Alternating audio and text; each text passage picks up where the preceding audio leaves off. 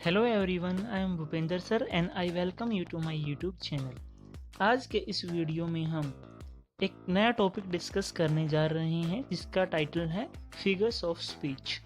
Figures of speech हम अलंकार को बोलते हैं।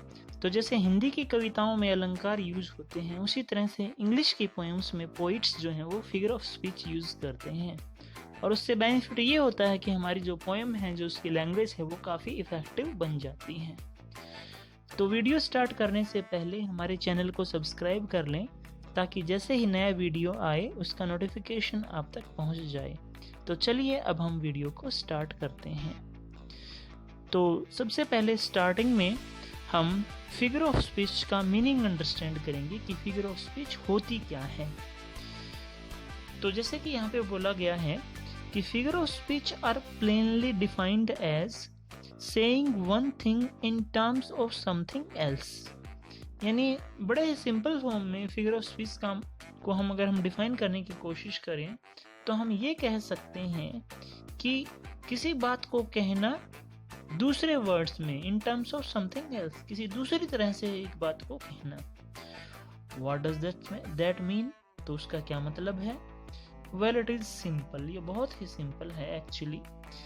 Whenever you say something, जब आप कुछ कहना चाहते हैं but you don't mean it literally, लेकिन वो लिटरल फॉर्म में वैसा नहीं है, वर्ड टू वर्ड उसका वो मीनिंग नहीं है, उसका मीनिंग कुछ अलग निकल रहा है, you are using a figure of speech. तो उस केस में हम कह सकते हैं कि आप फिगर ऑफ स्पीच का यूज कर रहे हैं।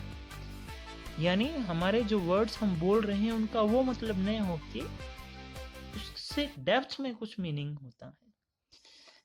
Let's say you are about to head out to the store. अब हम बात करें, मान लो आप जो हैं स्टोर पे जा रहे हैं कोई चीज लाने या किसी अदर पर्पज से आप जा रहे हैं, शॉपिंग के लिए आप जा रहे हैं। एंड योर मदर सेज, और तुम्हारी मदर जो है वो कह रही है, you better take a jacket, it's raining cats and dogs out there. कि अच्छा होगा तुम अपनी जैकेट अपने साथ ले जाओ क्योंकि बाहर जो है इट्स रेनिंग, बारिश हो रही है, cats and dogs out there. तो यहाँ पर कैट्स एंड डॉग्स का अगर हम देखें तो उनका जो शाब्दिक मीनिंग है, जो लिटरल मीनिंग है, वो यहाँ पर नहीं कहता है। कैट का मतलब बिल्लियां, डॉग्स का मतलब कुत्ते। तो अगर हम इसको वर्ड टू वर्ड मीनिंग देखें तब तो इसका मतलब ये होगा कि बाहर कुत्तों और बिल्लियों की बारिश हो रही है, जबकि ऐसा कभी नहीं होता है। तो यहाँ पे फिगर ऑफ स्पीच यूज किया गया है और कैट्स एंड डॉग्स यहाँ पर बोला गया है, जिसका मतलब ये है कि जबरदस्त बारिश वहां पर हो रही है। तो इससे क्या है, अगर हम सिर्फ ये कहें कि it's raining very hard outside, तो उतना इफेक्टिव नहीं रहेगी लैंग्वेज, वो एक सिंपल फॉर्मेट में रहेगी। लेकिन it's raining cats and dogs एकदम से इंप्रेशन जाता है, जो लिसनर है उसके ऊपर भी इंप्रेशन जाता है कि कुछ ना कुछ बहुत अच्छी बात यहाँ पे कही। Does your mom literally mean animals are falling from the sky? यहाँ पर बताया गया है कि तुम्हारी मदर ये थोड़ी कहना चाहती है कि एनिमल्स आसमान से गिर रहे हैं। ऑफ कोर्स नॉट, ऐसा बिल्कुल नहीं है। हर मीनिंग इज दैट वो वास्तव में ये कहना चाहती है that it's raining hard outside, कि बाहर जबरदस्त बारिश हो रही है। So why doesn't she just say take a jacket, it's raining? तो जो बात मैंने आपको बताई थी अभी भी वही यहाँ पे कही गई है कि ये क्यों नहीं कह रही कि जैकेट ले लो, बारिश हो रही है। Because figures of speech are meant to clarify and describe in more detail। क्योंकि फिगर ऑफ स्पीच जो है ना वो चीज़ को ज़्यादा क्लियर करती हैं और ज़्यादा उसको एक्सप्लेन करती हैं, स्पष्ट कर देती हैं, डिटेल में बता देती हैं। Rain itself has many different forms, क्योंकि बारिश की भी तो अलग अलग फॉर्म होती है। इट कुड बी ड्रिजलिंग, हो सकता है थोड़ी थोड़ी बारिश आ रही हो, बूंदाबांदी हो रही हो, स्प्रिंकलिंग, कुछ छींटे आ रही हो बस, मिस्टिंग, कुछ मिस्ट जैसी हो, फोग जैसी हो, और इवन डाउन पोरिंग, या फिर हो सकता है की तेज बारिश में वहाँ पर हो। Your mother used a figure of speech, तुम्हारी मदर ने एक अलंकार का प्रयोग किया है टू क्लैरिफाई दैट, ये चीज क्लियर करने के लिए, that the rain is hard, कि बारिश बहुत तेज है, and would probably soak anyone caught in it, और जो भी इसमें फंस गया उसी को पूरी तरह से वो भिगो देगी।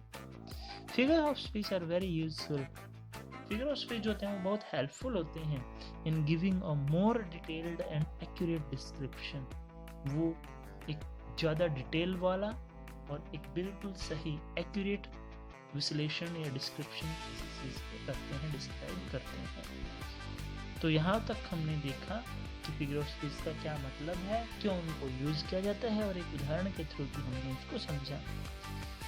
अब फिगर ऑफ स्पीच जो है काफ़ी सारी टाइप्स की होती हैं, और डे बाय डे जैसे जैसे न्यू राइटर्स आ रहे हैं वो new figure of speech use करने की कोशिश करते हैं अपनी राइटिंग्स में। तो हम सभी फिगर ऑफ स्पीच के ऊपर अगर हम जाएंगे तो वो एक बहुत ही डिटेल्ड लेसन हो जाएगा, लेकिन सीटेट के एंगल से या जो हमारे जनरल कंपटीशन है, DSSB वगैरह हैं, जो टीचिंग जॉब्स वगैरह हैं, उनमें भी इस तरह के क्वेश्चंस पूछ लिए जाते हैं, तो उनमें इतनी डेप्थ में जाने की आपको ज़रूरत नहीं है। अगर आप कुछ मेन फिगर ऑफ स्पीच कर लेंगे तो भी आपके लिए सफिशिएंट रहेगा। तो अभी हम near about 19 figure of speech के आसपास डिस्कस करने जा रहे हैं। इनमें से जो फर्स्ट 10 हैं दे आर वेरी इम्पोर्टेंट, लेकिन एक बार आप पढ़ सभी को लीजिए, क्योंकि इन्हीं में से लगभग हर कॉम्पिटिटिव एग्जाम्स में क्वेश्चंस पूछे जाते हैं। तो कहा गया है कि there are many different types of figure of speech, different type के होते हैं, जैसे मैंने आपको बताया। Some of them are given here, उनमें से कुछ यहाँ पे दिए जा रहे हैं। सबसे पहले हम बात करते हैं पहला फिगर ऑफ स्पीच, एलिट्रेशन। तो जो एलिट्रेशन है वो हिंदी में आपने अनुप्रास अलंकार पढ़ा होगा, लगभग वही कॉन्सेप्ट है यहाँ पे। In an alliteration, the same letter is repeated in the beginning of two or more words in a sentence. कि alliteration में एक ही लेटर बार बार रिपीट होता है दो या दो से ज़्यादा शब्दों में किसी सेंटेंस में, यानी एक सेंटेंस में दो या दो से ज़्यादा वर्ड्स अगर सेम लेटर से स्टार्ट हो रहे हैं, सेम लेटर बार बार रिपीट हो रहा है, तो वहाँ पर हम कह सकते हैं कि alliteration फिगर ऑफ स्पीच है। alliteration के एग्जाम्पल्स पे नज़र डालते हैं। सी सेल्स, यहाँ पर हम देख सकते हैं कि एस वर्ड बार बार रिपीट हो रहा है, सी में भी एस से, सेल्स भी एस से स्टार्ट हो रहा है, और सी सेल्स में भी काफ़ी बार एस लेटर आया है, तो यहाँ पे एलिट्रेशन है। Walter wondered where Winnie was, आप ऑब्जर्व कर सकते हो कि कौन सा लेटर रिपीट हो रहा है, W. Blue baby bonnets bobbed through the bayou, यहाँ पर भी हम देख सकते हैं लेटर रिपीट हो रहा है बी, काफी सारे वर्ड बी से स्टार्ट हो रहे हैं, बी लेटर से। निक नीडेड न्यू नोटबुक्स, कहने की जरूरत नहीं है, N letter is repeated here. Fred fried frogs legs on Friday, F letter is repeated. The fair breeze blew, the white foam flew, the fur followed free। किसी poem की ये line उठाई गई है। इन तीनों लाइनों में भी हम देखते हैं, पहले लाइन में breeze blew, alliteration, B letter repeat हो रहा है। The white foam flew, f, again repetition। The furrow followed free, f, again repetition। तो यहाँ पर भी alliteration figure of speech use हुआ है। अगले फिगर ऑफ स्पीच पे चलते हैं, सिमिली। सिमिली की डेफिनेशन देखेंगे। इन अ सिमिली, सिमिली में a comparison is made, comparison किया जाता है between two objects of different type, दो अलग अलग टाइप के ऑब्जेक्ट के बीच में कंपैरिजन किया जाता है, which have at least one common quality, जिनमें कम से कम एक चीज जो है वो कॉमन होती है, एक क्वालिटी कॉमन होती है। द कंपैरिजन इज मेड, और ये कंपैरिजन किया जाता है using the words as, like, so, etcetera. Comparison करते टाइम हम एज, लाइक या सो में से कोई ना कोई वर्ड यूज करते हैं। तो बहुत ही सिंपल है कि सिमिली में कंपैरिजन किया जाएगा टू डिफरेंट ऑब्जेक्ट्स के बीच में। वो ऑब्जेक्ट्स एक दूसरे से पूरी तरह से अलग हैं, लेकिन उनमें कोई एक कॉमन क्वालिटी है। और कंपैरिजन करते time as, like, so word भी आपको दिख जाएगा, जो आपके लिए हिंट वर्ड का काम करेगा। एग्जाम्पल्स के थ्रू समझते हैं। She is as lovely as a rose. वो इतनी प्यारी है जितना कि रोज। तो यहाँ पे कंपैरिजन किया गया है। कंपैरिजन में एक तरफ शी है, शी यानी गर्ल है, और दूसरी तरफ रोज है। तो गर्ल और रोज दोनों डिफरेंट थिंग्स हैं, एक दूसरे से बिल्कुल अलग हैं, लेकिन उनमें एक कॉमन क्वालिटी है, और वो क्या है? लवलीनेस। दोनों ही लवली हैं। तो टू डिफरेंट ऑब्जेक्ट्स के बीच में एक कॉमन क्वालिटी के कारण कंपैरिजन है। और कंपैरिजन करते टाइम एज वर्ड का भी यहाँ पे यूज है, जिससे आपको हिंट मिल जाएगा। तो इस तरह से इसमें सिमिली फिगर ऑफ स्पीच। इसी तरह की और एग्जांपल हम देखते हैं। Rana Pratap was brave like a tiger. यहाँ पर भी आप देख सकते हैं, एक तरफ राणा प्रताप है, दूसरी तरफ टाइगर है। दोनों डिफरेंट है, लेकिन दोनों में कॉमन क्या है? ब्रेवरी। और हिंट वर्ड क्या है? लाइक। तो इसमें भी सिमिली है। O my love is like a red red rose that is newly sprung in June. तो यहाँ पर लव का कंपैरिजन रोज के साथ किया गया है, और वर्ड यूज किया गया है लाइक। तो इस तरह से हमने सिमिली के एग्जाम्पल देखे। कुछ और एग्जाम्पल्स हम देख लेते हैं। Thy soul was like a star and dwelt apart. Thou had a voice whose sound was like sea. तो अगेन यहाँ पे दाई वर्ड आया है। तो दाई ओल्ड इंग्लिश का वर्ड है। जब भी दाई वर्ड यूज होता है, दाई, दाओ, इसका मतलब आपको यू, योर से समझना। तो दाई सोल यानी आपकी जो सोल है, आपकी जो आत्मा है, वॉज लाइक अ स्टार। तो कंपैरिजन हो रहा है सोल का स्टार के साथ, जो दोनों एक दूसरे से डिफरेंट हैं। और कंपैरिजन करते टाइम लाइक वर्ड भी यहाँ पे यूज हुआ है। तो thy soul was like a star, तुम्हारी जो आत्मा है वो एक तारे की तरह से है। एंड ड्वेल्ट अपार्ट, ड्वेल्ट मतलब रहना, और वो बिल्कुल अकेली रहती है। अपार्ट अकेली रहती है। जैसे हम देखते हैं आसमान में तारा का अपना एक पर्टिकुलर प्लेस होता है, और वो अकेला ही वहां पर रहता है, उसकी जगह पे वो खुद ही रहता है। दाओ अगेन वर्ड आया, यानी योर और यू। हैड अ वॉइस, हमारी ऐसी वॉइस थी। हुज साउंड, जिसकी साउंड थी लाइक सी, समुंदर की तरह से। तो यहाँ पे वॉइस का कंपैरिजन, वॉइस की साउंड का कंपैरिजन किया गया है सी के साथ। तो यहाँ पे लाइक वर्ड अगेन यूज हुआ है। Voice of person and voice of sea both are different things. और उधर सोल और स्टार दोनों डिफरेंट हैं। तो इस तरह से अगेन यहाँ पे भी कंपैरिजन है, simile figure of speech use हुआ है। As slippery as an eel, यहाँ पे भी एज वर्ड यूज हुआ है। Like peas in a pod, hint word like. As blind as a bat, hint word as है। Eats like a pig, like hint word है। As wise as an owl, hint word as you. अगले figure of speech पे चलते हैं, that is metaphor. In a metaphor, metaphor में a comparison is made between two object of different type. दो अलग अलग type के ऑब्जेक्ट्स के बीच में कंपैरिजन होता है, which have at least one common quality, जिनमें कोई एक कॉमन क्वालिटी होती है। The comparison is made without using the words as, like, so etcetera. और कंपैरिजन किया जाता है बिना एज, लाइक, सो वर्ड्स को यूज किए हुए। तो बेसिकली मेटाफर जो है वो सिमिली की तरह से ही होता है, लेकिन बाकी सब चीज़ें मेटाफर और सिमिली में सेम हैं। बस एक डिफरेंस यही रहता है कि सिमिली में as, like, so word use करते हैं, और मेटाफर में इन वर्ड्स का यूज किए बिना कंपैरिजन किया जाता है। तो हम एग्जांपल्स पे नजर डालें। Gandhi ji was the guiding star of the destiny of India. यहाँ पे कंपैरिजन किया गया है गांधी जी से, किसके साथ में? गाइडिंग स्टार, स्टार के साथ में किया गया है। एक तरफ गांधी जी है, दूसरी तरफ स्टार है, दोनों एक दूसरे से डिफरेंट हैं, लेकिन दोनों में कॉमन क्वालिटी क्या है कि दोनों गाइड कर रहे हैं। स्टार जो है वो लोगों को गाइड करता है, गांधी जी है जो है उन्होंने इंडिया के लोगों को गाइड किया। तो दोनों डिफरेंट है लेकिन दोनों में कॉमन क्वालिटी है, दोनों में कंपैरिजन है।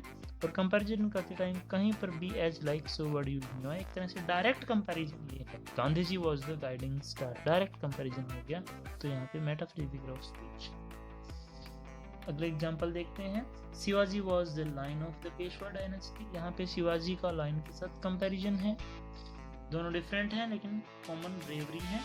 Life is a tale told by an idiot. यहाँ पे लाइफ का कंपैरिजन किया गया है टेल से, कहानी से, जीवन का कंपैरिजन कहानी से किया गया है। दोनों डिफरेंट हैं लेकिन दोनों में कॉमन चीज़ है अनसर्टेनिटी, दोनों चीज़ें अनसर्टेन है। लाइफ भी अनसर्टेन है, कब क्या हो जाए कुछ कह नहीं सकते।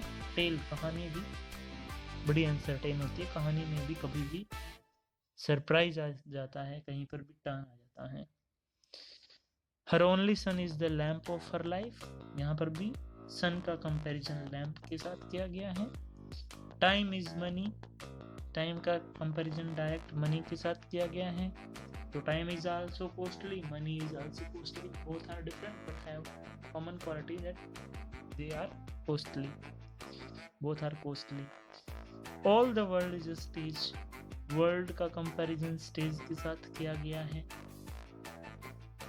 She is a night owl, लड़की का कंपैरिजन आउल के साथ किया गया है। नाइट आउल रात भर जागती रहती है, तो मेटाफर फिगर ऑफ स्पीच वहां पे था। अगले फिगर ऑफ स्पीच की बात करते हैं, hyperbole. In hyperbole a statement is made emphatic by overstatement. कि हाइपरबली में किसी स्टेटमेंट को बहुत ज़्यादा इफेक्टिव बनाया जाता है, उसको ओवर करके, बढ़ा चढ़ा के बात को कह के। हिंदी में इसका इक्विवेलेंट अतिशयोक्ति अलंकार हो सकता है। एग्जाम्पल्स देखें। Reverse of blood flowed on the battlefield, खून की नदियां बह गई लड़ाई के मैदान में। तो यहाँ पर हम देखते हैं कि कहना चाहता है कि उस युद्ध के मैदान में बहुत ज्यादा खून बहा।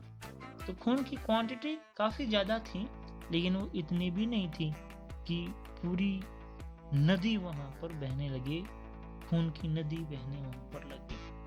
तो यहाँ पर उस छोटी सी चीज को ज्यादा बढ़ा दिया गया है। थोड़ी सी रियलिटी तो होती है आपस में, लेकिन उसको बड़ा करके दिखाया जाता है। तो यहाँ पे अगर एग्जांपल्स की बात करें, flood of tears flow down her face, उसकी गालों से आंसुओं की बाढ़ बहने लगी, आंसुओं की बाढ़ आ गई उसकी गालों के ऊपर से। तो आंसुओं की भी फ्लड नहीं आ सकती कभी भी। He can devour mountains of food and drink rivers of whiskey.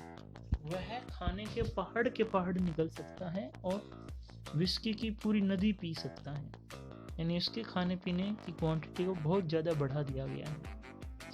I have told you to stop 1000 times. मैंने तुम्हें 1000 बार बोला है रुकने के लिए। तो उसने बहुत बार बोला होगा, लेकिन इतना भी नहीं बोला होगा कि 1000 बार उसने गिन के बोला हो। तो अगेन यहाँ पे हाइपरबोली फिगर ऑफ स्पीच है। Your smile cost $1 billion. कहते हैं ना किसी को झाड़ के पेड़ पर चढ़ाने के लिए कि आपकी स्माइल जो है ना वो तो $1 बिलियन की। तो हो सकता है बहुत अच्छी है, बहुत कॉस्टली है, लेकिन इतनी भी नहीं कि $1 बिलियन की है।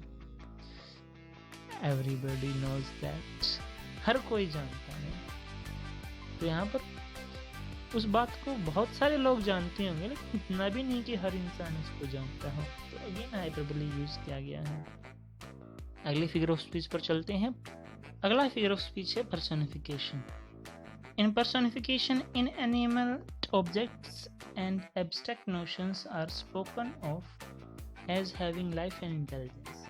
कि पर्सोनिफिकेशन में जो इनएनिमेट ऑब्जेक्ट्स होते हैं, इनएनिमेट मतलब लाइफलेस, निर्जीव जो चीजें होती हैं, एंड एब्स्ट्रैक्ट नोशंस, एब्स्ट्रैक्ट जो दिखाई न दे, नोशंस, ऐसी कॉन्सेप्ट्स आर स्पोकन ऑफ, उनके बारे में बात की जाती है। एज हैविंग लाइफ, मान लो उनमें लाइफ है एंड इंटेलिजेंस, और उनमें भी दिमाग है, उनमें भी बुद्धि है। तो यानी पर्सोनिफिकेशन, जैसे कि नाम से पता चल रहा है कि इसमें हम नॉन लिविंग ऑब्जेक्ट्स को पर्सन्स जो लिविंग हैं उनकी तरह से हम प्रेजेंट करते हैं, उनके बारे में इस तरह से बात करते हैं जैसे मान लो उनके अंदर भी लाइफ है या उनके अंदर भी बुद्धि है। तो लाइफलेस चीज़ों को हम सजीव चीज़ों, लिविंग चीज़ों की तरह से जब प्रेजेंट करते हैं तो वहाँ पर पर्सनिफिकेशन, फिगर ऑफ स्पीच होता है। एग्जाम्पल्स की बात करें, opportunity knocks at the door but once. तो यहाँ पे बोला गया है कि अपॉर्चुनिटी जो है वो सिर्फ एक बार मिलती है।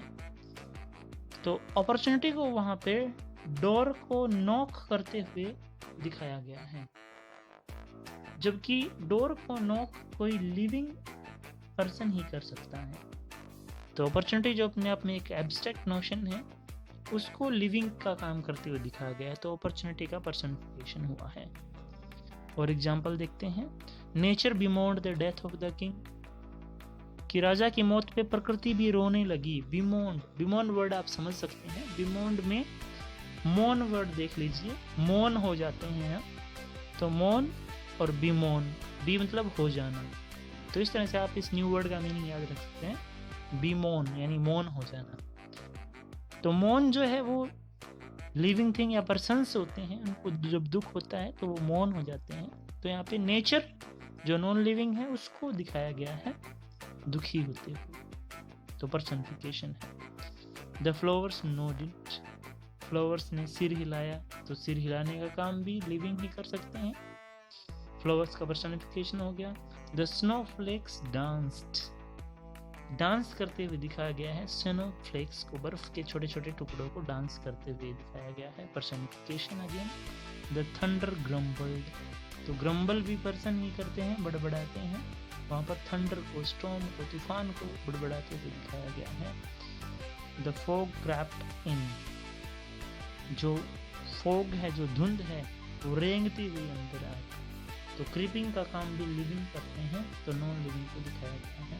द विंड हाउल्ड, हवा जो है वो चिल्लाई, गुर्राई, तो गुर्राने का काम भी लिविंग करते हैं, तो यहाँ पर सब में पर्सनिफिकेशन था।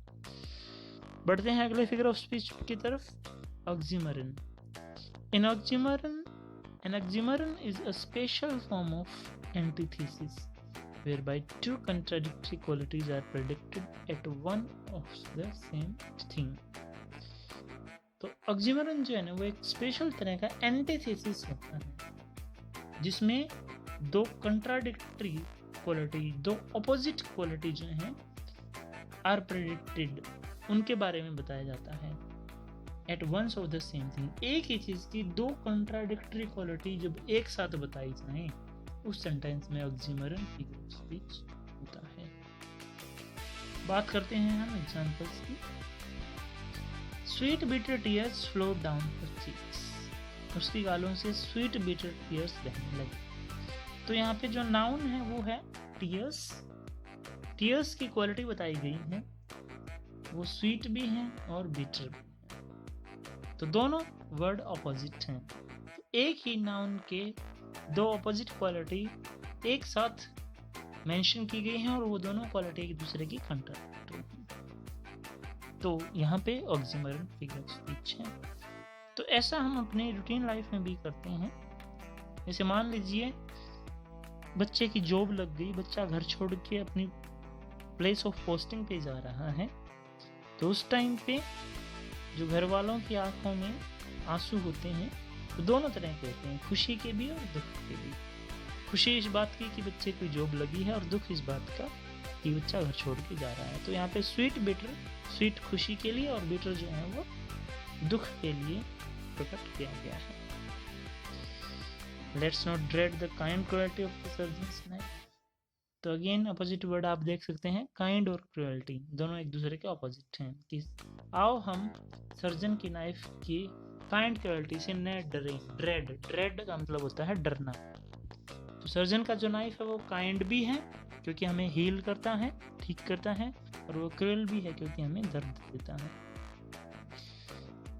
It is an open secret that coronavirus originated from China. तो कहते हैं कि ये एक ओपन सीक्रेट है कि कोरोना वायरस जो हो चाइना से स्टार्ट हुआ। तो यहाँ पे ओपन और सीक्रेट दोनों अपोजिट वर्ड्स हैं। This is a genuine imitation of Rolex watch.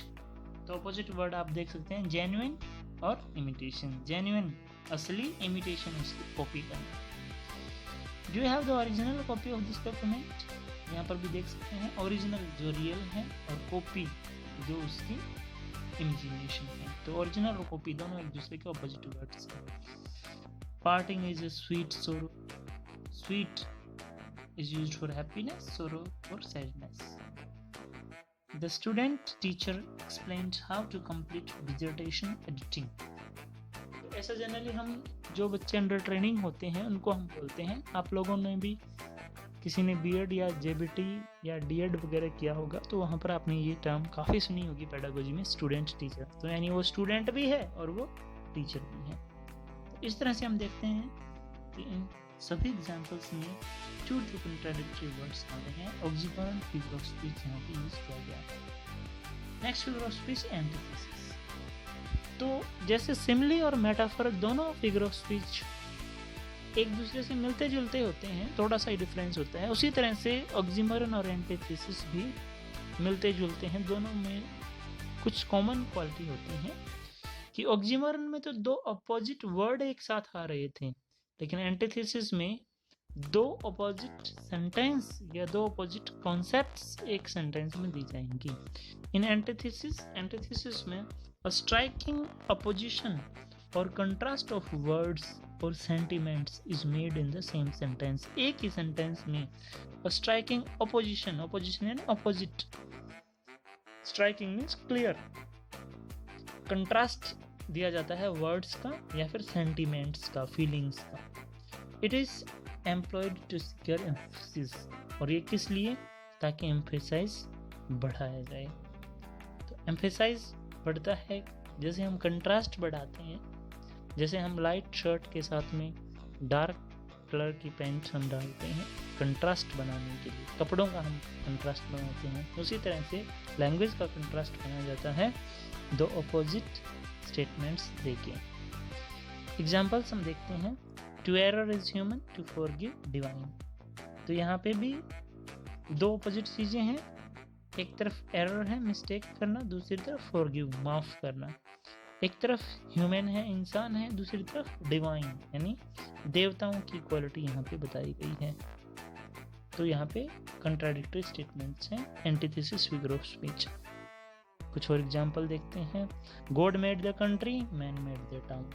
एक तरफ गॉड की बात, दूसरे में मैन की बात, जो अपोजिट है। एक तरफ कंट्री की बात, कंट्री वर्ड पोइट्री में बेसिकली विलेज के लिए यूज होता है, तो इधर कंट्री या विलेज और उधर टाउन जो सिटी के लिए यूज होता है। Many are called but few are chosen. Many, एक तरफ मैनी है, दूसरी तरफ फ्यू है। Love is an ideal thing, marriage is a real thing. Love एक तरफ है, दूसरी तरफ मैरिज है। एक तरफ आइडियल आदर्श और दूसरी तरफ रियल की बात हो रही है। कहते हैं ना, शादी के लड्डू जो खाए पछताए, जो न खाए वो भी पछताए। अगला सेंटेंस है, give every man thy year but a few Dai wish. Again thy word use हुआ है, ओल्ड इंग्लिश का वर्ड, इसका मतलब योर होता है। तो कहता है हर किसी की सुनो, सुनो हर किसी की, लेकिन अपनी बात बताओ किसी किसी को, बहुत कम लोगों को बताओ। तो एक तरफ एवरी मैन है, दूसरी तरफ फ्यू। एक तरफ ईयर है, दूसरी तरफ वॉइस यानी माउथ। बढ़ते हैं अगले फिगर ऑफ स्पीच की तरफ, apostrophe. An apostrophe is a direct address to the dead, to the absent or to a personified object or idea.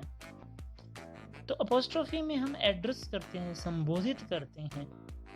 तो जनरली क्या होता है, संबोधन किया जाता है किसी जीवित पर्सन को जो प्रेजेंट है, जो हमारे सामने है, उसको हम संबोधित करते हैं। जो हमारे सामने है, फेस टू फेस है, उसको हम एड्रेस करते हैं। जैसे कोई स्पीच वगैरह देते टाइम हम ऑडियंसेस को एड्रेस करते हैं। किसी के साथ फ़ोन पे हम बात करते हैं तो अदर लिविंग पर्सन उधर होता है तो उसको हम एड्रेस करते हैं। लेकिन अपोस्ट्रोफी में क्या होता है कि इसके अपोजिट चीज़ों को एड्रेस किया जाता है। किसको? लिविंग को नहीं, डेड को, मरे हुए को। और प्रेजेंट को नहीं, एब्सेंट को। और या फिर किसी पर्सोनिफाइड ऑब्जेक्ट या आइडिया। तो ये एक बहुत ही सिंपल सी चीज़ है, हम अपने रूटीन लाइफ से समझ सकते हैं। जैसे सपोज कीजिए कि हम अपने कमरे में बैठे हैं, भगवान ने करे कि हम ऊपर फैन चल रहा है और हमारे सिर पर एकदम से फैन गिर गया और हम क्लासरूम में बैठे हैं। तो जैसे ही फैन गिरा, हम बैठे क्लासरूम में हैं, लेकिन एकदम से मुंह से निकलता है, साउंड निकलती है, मम्मी को याद करते हैं, माँ को याद करते हैं, जबकि माँ वहाँ पर है भी नहीं। तो ये वहाँ पे जो है अपोस्ट्रोफी यूज हो रहा है। तो ये एक बड़ा फनी एग्जाम्पल था हमारी रूटीन लाइफ से। सेंटेंसेस के थ्रू हम देखते हैं। O death where is thy sting, again thy word, मैंने बोला था ना बार बार रिपीट होगा, तो ध्यान दीजिए इस वर्ड के ऊपर। ओल्ड इंग्लिश का वर्ड दाई का मतलब योर, तुम्हारा। स्टिंग, डंक, तो कहता है अरे डेथ तुम्हारा डंक कहाँ है, तुम आ क्यों नहीं रही, तुम मुझे मृत्यु क्यों नहीं प्रोवाइड कर रही, ओ डेथ तुम कहाँ पर हो। तो डेथ जो है नॉन लिविंग है, उसको एड्रेस किया गया है।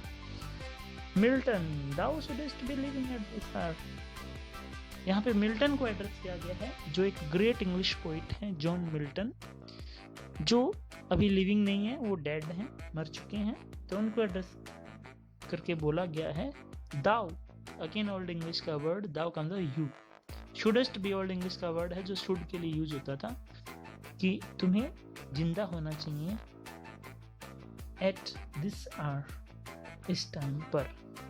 ये ध्यान दे थोड़ा, ये मिस टाइपिंग है यहाँ पे, ये थिंग नहीं, ओके, दिस है, एट दिस आवर, इस टाइम तुम्हें जिंदा होना चाहिए, मिल्टन।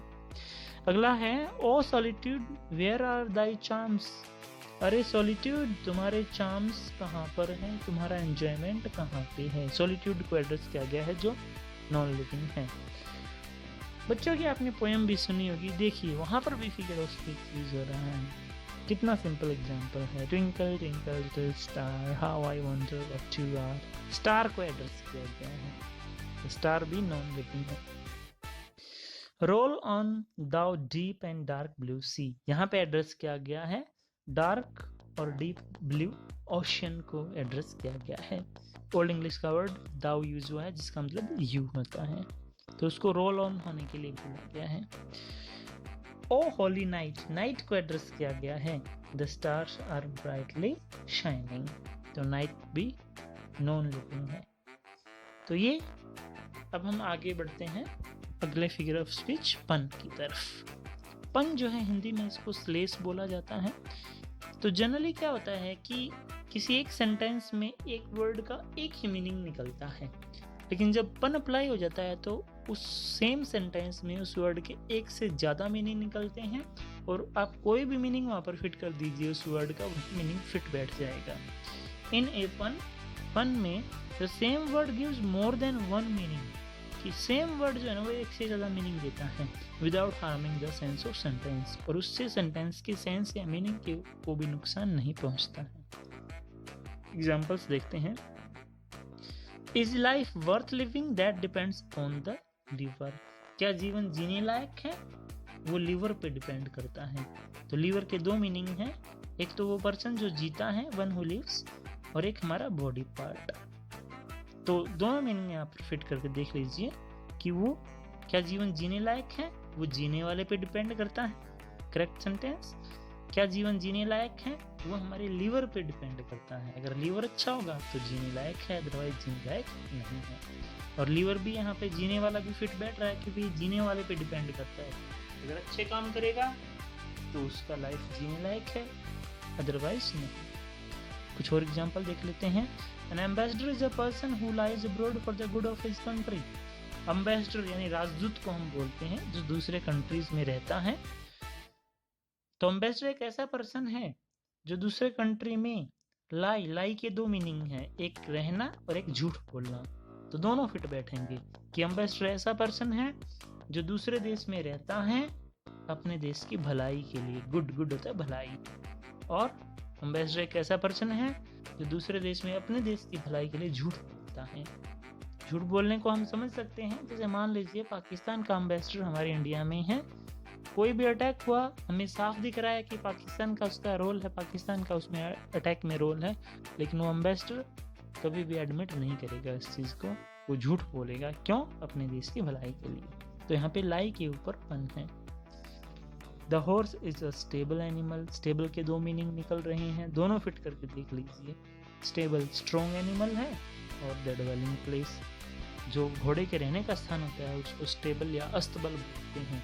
तो ये भी मीनिंग सही है कि घोड़ा अस्तबल में रहने वाला पशु है और घोड़ा एक शक्तिशाली पशु है। दोनों मीनिंग फिट बैठ रहे हैं।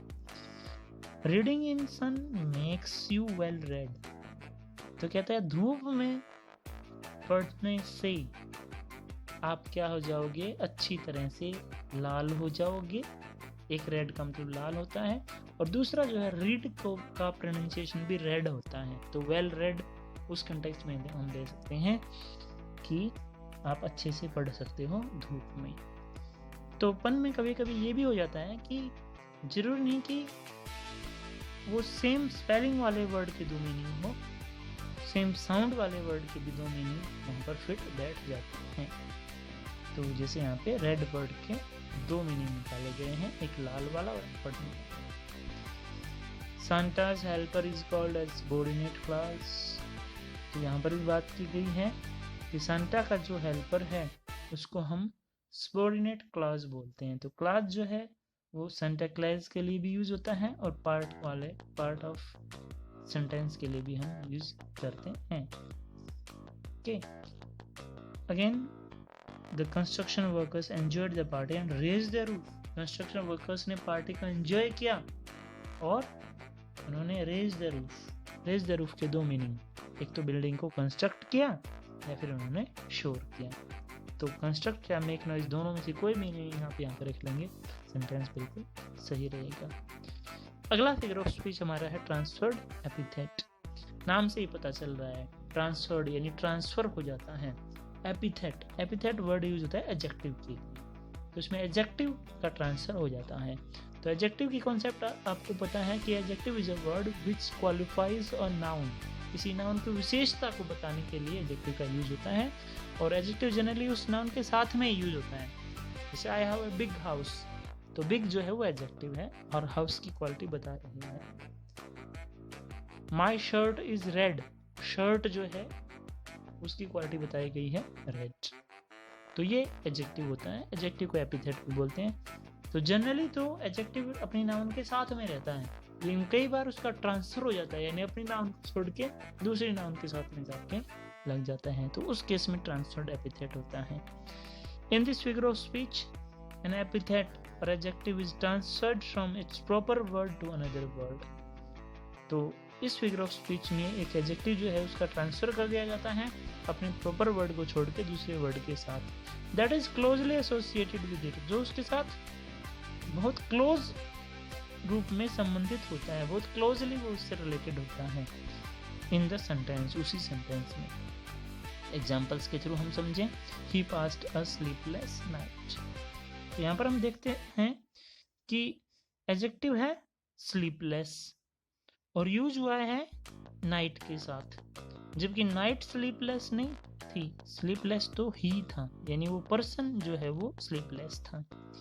तो यहाँ पे स्लीपलेस एडजेक्टिव ही को छोड़ के नाइट के साथ चला गया है, तो यहाँ पे ट्रांसफर्ड एपिथेट है। कुछ और एग्जांपल हम देखें, the ploughman homeward plods his very.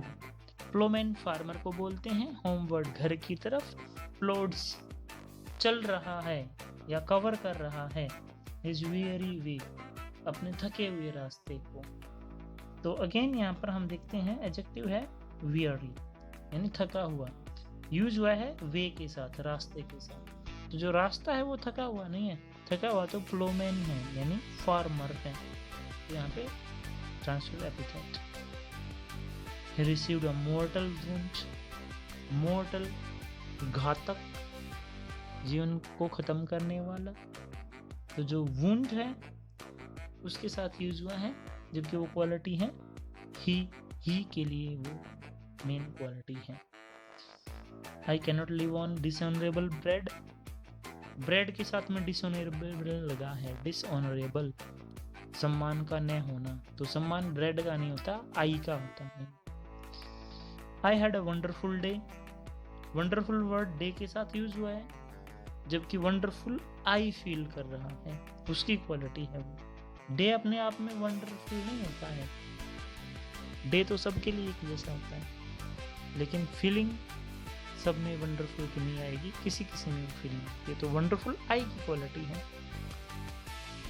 सारा has an unhappy marriage, again marriage के साथ में अनहैप्पी, तो अनहैप्पी मैरिज नहीं है, अनहैप्पी सारा है। तो अगले फिगर ऑफ स्पीच पे अब हम आगे बढ़ते हैं। Irony, irony is made of, is a mode of speech in which the real meaning is exactly opposite of that which is literally conveyed।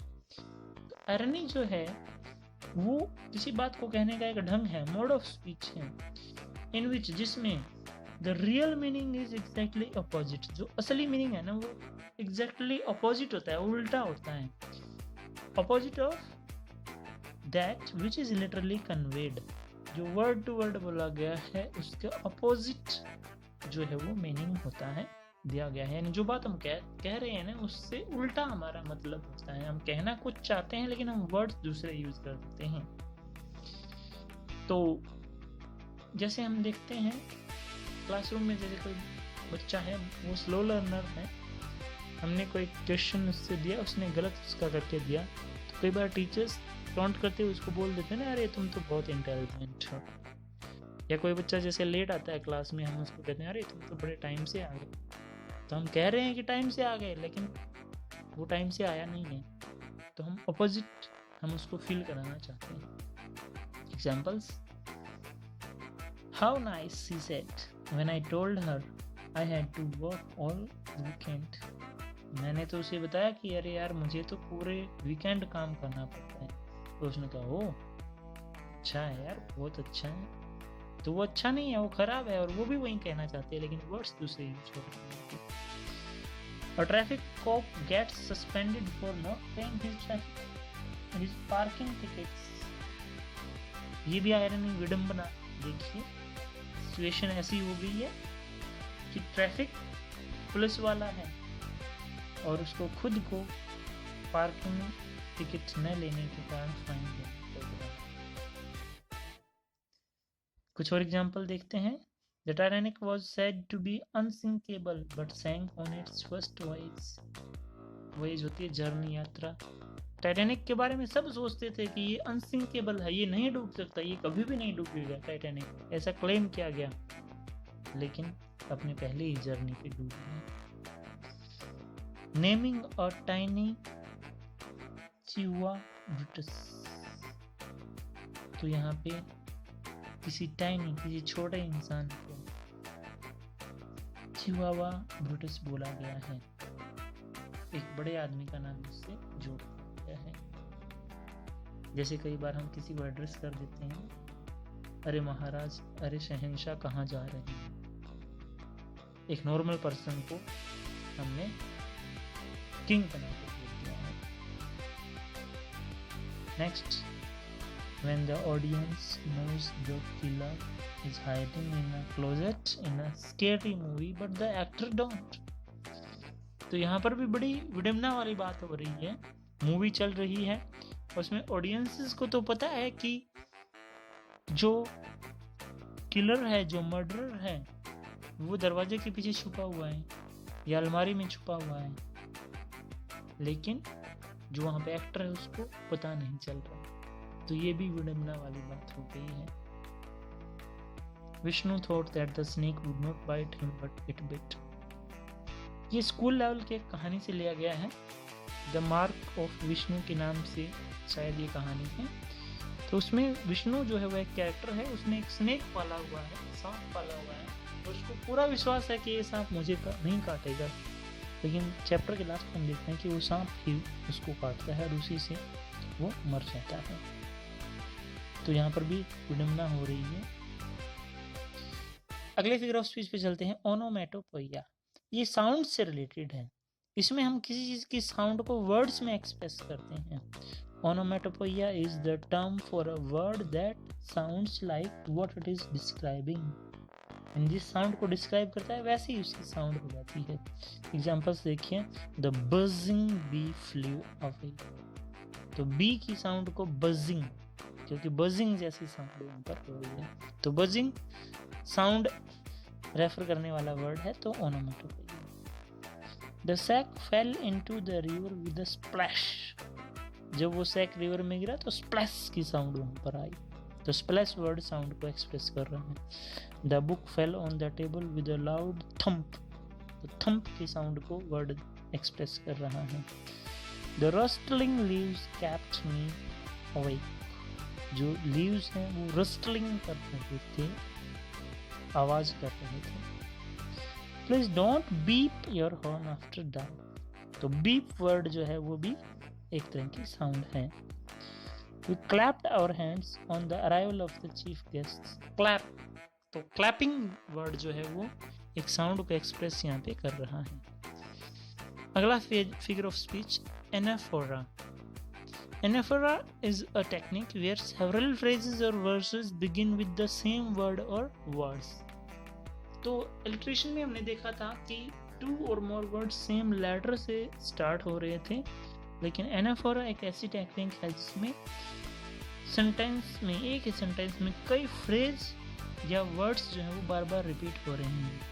Examples देखिए, आई केम, आई सा, आई कंकेयर, रिपीट हो रहा है आई word. Mad word, mad kings, mad composition, repeat होने वाला word है mad. It was the best of times, it was the worst of times, it was the age of wisdom, it was the age of foolishness. तो यहाँ पे repeat हो रहा है it was the, बार बार ये 3 वर्ड रिपीट हो रहे हैं, फ्रेज रिपीट हो रहा है।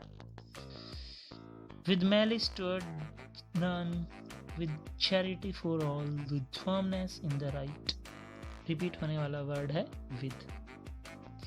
We shall not flag or fail, we shall go on to the end, we shall never surrender, repeat होने वाला फ्रेज है we shall।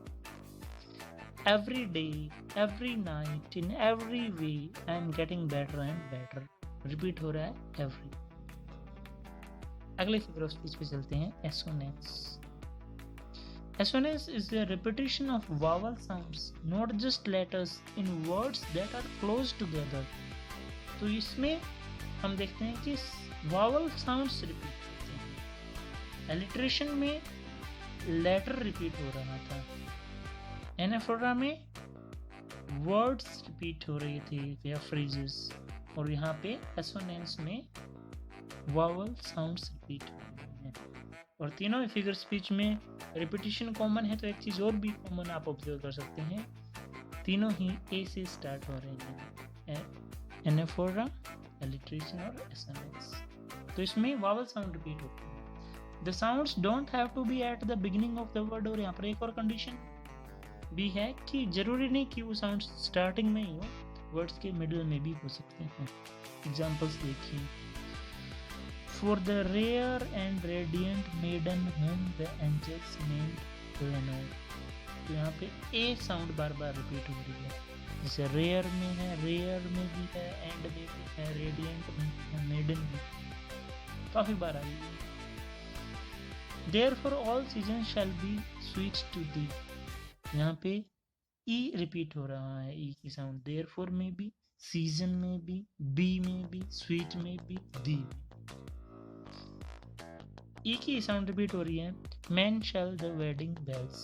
तो man shall the wedding bells, सब में ई की साउंड है, ई वावल की sound. I feel the depressed and restless, यहाँ पर भी ई की sound, feel the depressed restless में। The engineer held the steering to steer the vehicle, यहाँ पर भी ई की साउंड, engineer में, held में, the में, steering में, स्टीयर में, द में और व्हीकल में सब में ई लेटर की साउंड है वोवल की। From what I have tested of desire I hold with those who favour fire. यहाँ पे आई रिपीट हो रहा है। आई हैव में देख लीजिए, डिजायर में देख लीजिए, आई में है, विद में भी और फायर में भी है। ऑल लेटर साउंड रिपीट हो रही है। Her old Triton blow his reached horn। तो ओल्ड में, ट्रिटन में, ब्लो में और हॉर्न में सब में ओ की साउंड है। Uncertain rustling of each purple curtain, Q की साउंड। अनसर्टेन में भी, रस्टलिंग में भी, पर्पल में भी और कर्टेन में। अगला फिगर ऑफ स्पीच यूफेमिज्म है।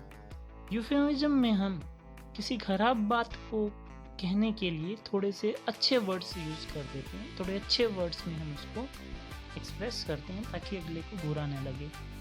Euphemism is a mild, indirect और वेग term that often substitute a harsh, blunt और ऑफेंसिव टर्म। यूफेमिज्म जो है वो एक माइल्ड टर्म होती है, नरम, इनडायरेक्ट होती है, डायरेक्ट नहीं होती, और वेग होती है, थोड़ी रफ सी होती है। दैट ऑफन सब्स्टिट्यूट, जो सब्स्टिट्यूट कर देती है, बदल देती है। अ हार्श, जो कठोर है, ब्लंट है, जो तीखी है, और ऑफेंसिव, गुस्सा दिलाने वाली बात है, उसके लिए हम एक थोड़ी विनम्र बात, विनम्र शब्दों में हम उसको कहते हैं।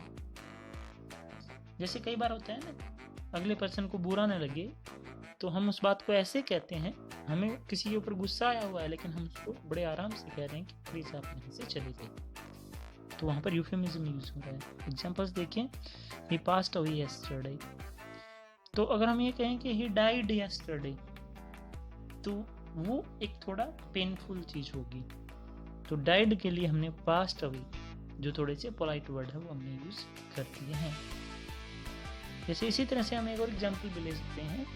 जैसे बॉर्डर पे एक सैनिक मारा जाता है हमारा, तो अगर हम उसकी फैमिली को इन्फॉर्म करें कि आपका बेटा मारा गया है या मर गया है आपका बेटा, तो एकदम से वो चीज़ बहुत बुरी लगेगी, बहुत ज़्यादा पेन होगा। लेकिन हम उसको ये कहें कि आपका बेटा शहीद हो गया है, तो उनको फीलिंग बदल जाएगी वहाँ पे, और थोड़ी प्राउड की फीलिंग वहाँ पे आ जाएगी। यूफेमिज्म का यूज वहाँ पर भी है।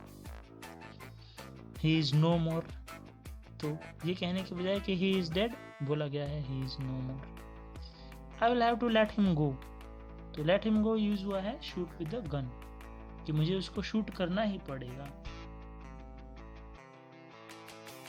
He is out of work, unemployed के लिए यूज किया गया है out of work.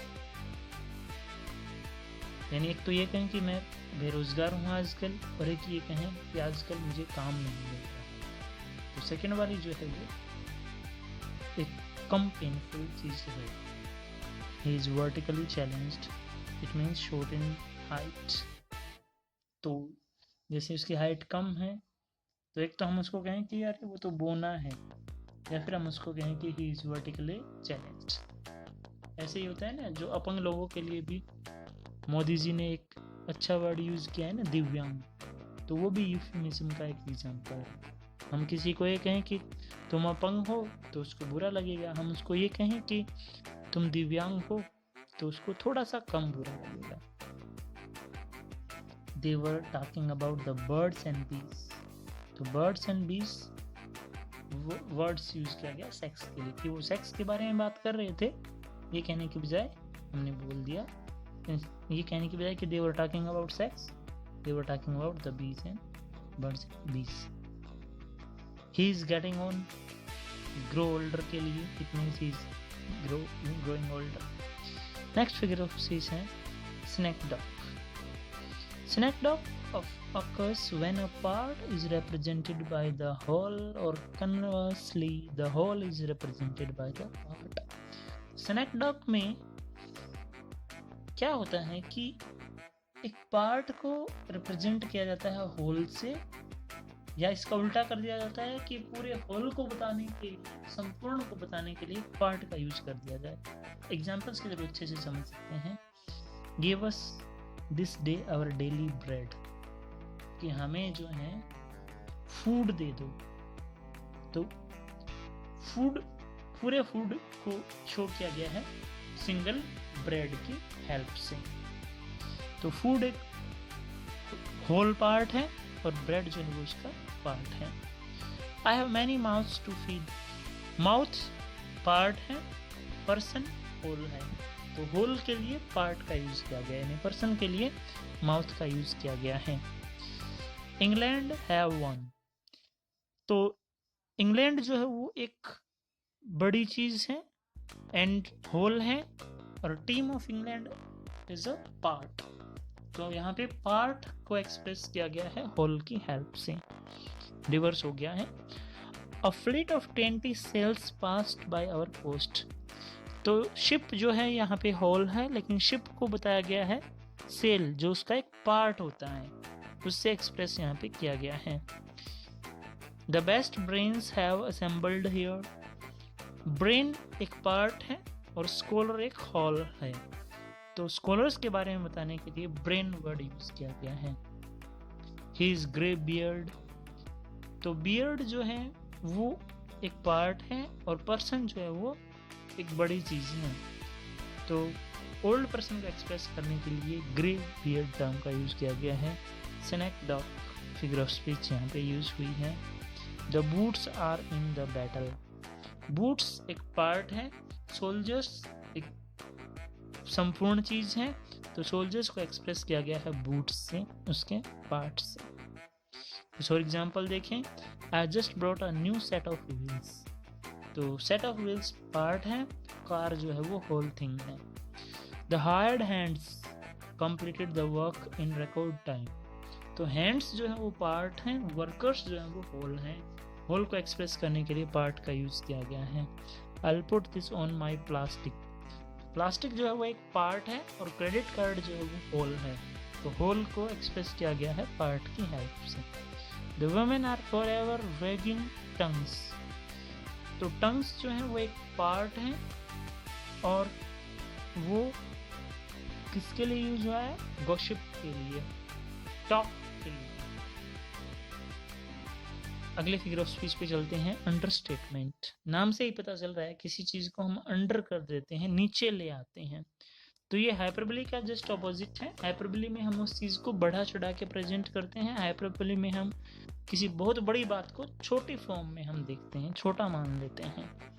An understatement occurs when something is said to make something appear less important or less serious, कि अंडरस्टेटमेंट वहाँ होती है जब हम किसी बारे में बात करते हैं और उसको हम दिखाते हैं कम इम्पोर्टेंट दिखाते हैं या कम सीरियसली उस चीज़ को हम लेते हैं, और उससे बहुत इफेक्ट भी होता है। जैसे कई बार बच्चे को चोट लग जाती है, बहुत ज़्यादा चोट लगी है, लेकिन हम कहते हैं अरे यार ये तो बहुत छोटी हल्की चोट है तुम्हारी, तो उससे कहने से बच्चे के अंदर कॉन्फिडेंस आ जाता है।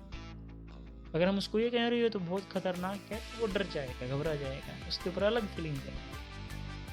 तो ये भी अंडरस्टेटमेंट का एक रियल लाइफ से एग्जांपल है। कुछ और एग्जांपल देखते हैं। It is just a scratch, कई बार गाड़ी किसी से हमारी टच हो गई, हमें लग रहा है कि अगला पर्सन गुस्से में आएगा, भले ही ज़्यादा ठुकी हुई है गाड़ी, लेकिन फिर भी हम उसको थोड़ा कूल करने के लिए बोल देते हैं अरे यार थोड़ा सा ही तो स्क्रैच है। तो understatement figure of speech use हो रही है। It is a little dry and Sandy, अरे थोड़ा सा ही तो ड्राई है और सैंडी है। किसके बारे में बात कर रहे हैं, डेजर्ट के बारे में। The weather is cooler today, कहते हैं ना आज मौसम थोड़ा ठंडा है, यानी बहुत ज्यादा ठंडा है फिर भी हम कह रहे हैं थोड़ा सा ठंडा है, हल्के में ले रहे हैं। इट वॉज इंटरेस्टिंग, कभी बार हम डिफिकल्ट चीज के लिए भी या खराब चीज के लिए भी हम बोल देते हैं अरे यार बड़ा इंटरेस्टिंग था। कुछ नुकसान हो जाता है, कई बार हम रास्ता भूल जाते हैं, कहीं जा रहे हैं, बहुत टाइम लग जाता है वापस आने में, रास्ते ढूंढने में, लेकिन वो है तो मुश्किल, लेकिन जब ढूंढ लेते हैं कहते हैं अरे यार बड़ा मजा आया इस प्रॉब्लम को तो सॉल्व करने में। इट स्टिंग्स अ बिट, तो एक बहुत बड़ी इंजरी है लेकिन उसको कह रहे हैं यार थोड़ा सा ही तो लगा है। There was a bit of rain in the night, कई बार बहुत ज्यादा बारिश होती है फिर भी हम कह देते हैं यार थोड़ी सी बारिश ही बस रात को, तो अंडर स्टेटमेंट कर रहे हैं उसको। She carries a little extra weight, है बहुत मोटी, लेकिन हम उसको कह रहे हैं अरे थोड़ा सा ज़्यादा ही वेट गेन किया है तुमने, थोड़ा सा ज़्यादा किया है। I'm a little tired after all that running. दौड़ दौड़ के मैं पूरी तरह से थक गया हूँ, लेकिन फिर भी मैं कह रहा हूँ अरे यार मैं थोड़ा सा थक गया हूँ। कितने ही थके हुए हो, लेकिन फिर भी हम कह देते हैं ना कि थोड़ा सा थक, तो वहाँ पर भी अंडर स्टेटमेंट हम कर रहे हैं। Next figure of speech, metonymy. In metonymy, an object is designated by the name of something which is generally associated with it. इसमें हम किसी चीज को किसी दूसरे नाम से बुलाते हैं जो उसके साथ क्लोजली संबंधित उससे है। Examples, the pen is mightier than the sword. ये कलम में तलवार से ज्यादा ताकत होती है। तो कलम यूज कर रहे हैं हम ऑथर के लिए, और तलवार यूज कर रहे हैं हम सैनिक के लिए। तो इस तरह से यहाँ पे मेटोनिमी है, क्योंकि ऑथर को जनरली कलम के नाम से जाना जाता है, उससे एसोसिएटेड है। ऑथर की कलम होती है वो एसोसिएटेड है, और सोल्जर के साथ स्वॉर्ड एसोसिएटेड है। Land me your year word listen से एसोसिएटेड है। Land me your hand, hand word help से एसोसिएटेड है, क्योंकि हैंड से हम हेल्प करते हैं। He is from Bollywood, Bollywood word हम यूज कर रहे हैं पूरी हिंदी फिल्म इंडस्ट्री के लिए, हम यूज कर रहे हैं कि वो बॉलीवुड से है। तो बॉलीवुड टर्म जो है वो एसोसिएटेड है हिंदी फिल्म इंडस्ट्री से। The white house announced a relief package for the flood affected areas. तो व्हाइट हाउस जो है वो गवर्नमेंट से रिलेटेड है, तो ये कहने के बजाय कि गवर्नमेंट ने अनाउंस किया है, हम ये बोल देते हैं कि व्हाइट हाउस ने अनाउंस किया है, तो वो भी एसोसिएटेड वर्ड हम यूज कर रहे हैं। The printouts from this laser were excellent. तो लेजर प्रिंटर को प्रिंटर बोलने के बजाय हम लेजर बोल देते हैं, तो भाई इस लेजर से तो प्रिंट बहुत अच्छे निकल रहे हैं, तो लेजर से ही हम समझ जाते हैं कि प्रिंटर की वहाँ पे बात हो रही है। अगला फिगर ऑफ स्पीच है paradox. A paradox is a form of figure of speech which when heard और red can seem to be completely self-contradictory। कि फिगर ऑफ स्पीच ऐसी होती है पैराडॉक्स कि जब उसको बोला जाए या सुना जाए या पढ़ा जाए तो वो हमें पूरी तरह से ना अपने आप को ही विरोधाभास कर रही नजर आती है, सेल्फ कंट्राडिक्टरी होती है, अपने आप का ही विरोध कर रही प्रतीत होती है। द फ्रेज में अपीयर सिली, हो सकता है कि वो बात सिली लगे, बेवकूफ़ी वाली बात लगे, गलत बात वो लगे, बट इन रियलिटी लेकिन वास्तव में कंटेन्स ट्रूथ, उसमें सच्चाई होती है। विच सीम्स अनरीजनेबल, और जो पूरी तरह से तर्कसंगत होती है। एग्जाम्पल देखिए, your enemies friend is your enemy, कि तुम्हारे एनिमी का जो फ्रेंड है वो तुम्हारा भी एनिमी होता है। तो यहाँ पर दोनों चीजें हैं कि हम इसको ऐसे भी देख सकते हैं कि भाई एनिमी ओनली एनिमी ही है, उसके फ्रेंड से क्या दुश्मनी करनी, लेकिन वास्तव में दुश्मनी उसके फ्रेंड से भी हमें हो जाती है, हम उसको भी दुश्मन मानने लगते हैं। कुछ और एग्जांपल से और अच्छे से भी समझ लेंगे। The truth is Honey which is bitter, कि ट्रूथ जो है ना वो हनी होता है, शहद होता है, लेकिन वो बिटर होता है, यानी वो फायदेमंद भी होता है और वो दुख भी देता है। Don't go into the water until you have learn to swim, कहता है पानी में तब तक मत जाना जब तक तुमने तैरना नहीं सीख लो।